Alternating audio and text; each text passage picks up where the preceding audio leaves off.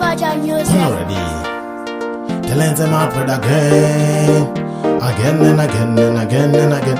We know Gemana Nico. Already. Big up unstoppable vibes to the fullest. Yes, I read that. Secondino Gemana Nico. Can I tell you when you're Gemana Nico? Can I tell you when you're Gemana Nico? Can I tell you when you're Gemana Nico? If I know Gemana Musiki, Nekote Ie Futi and Yamfuzi, is also more funga till Wai, Saka and Wainini, Nakapumako, the Wayamari, Wainini, and Ingabu, Namate Root to the Dori, Saka in the Futi Namusimbisa, Kanaya, Nutidano, the Simbisa, Sakandino, Gemana Nico. Can I tell you when you're Gemana Nico? Can I tell you when you're Gemana Nico? Can I tell you when you're Gemana Nico?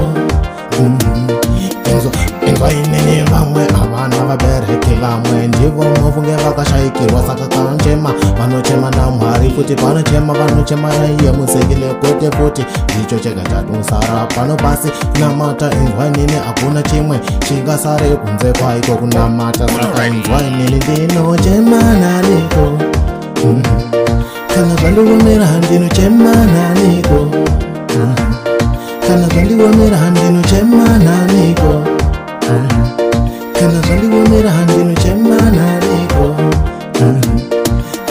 inzwainini ndikati vanapinda pamaiki iya mufungano ndipawo futi zvekuyimba inzwainini anondipa futi mimhanzi iye anondida futi inini kuteka ndinomuda ndomupfugamira everyday ndemunamata zuva nezuva saka ndiye tenzi kumberi kwangu mufunge akuchina matata ndinochemana niko kana zvandiwomera handinochemana niko kana zvandiwomera handinochemana niko kana zvandiwomera handinochemana niko kana zvandiwomera handinochemana niko already to let me say mad for the band again.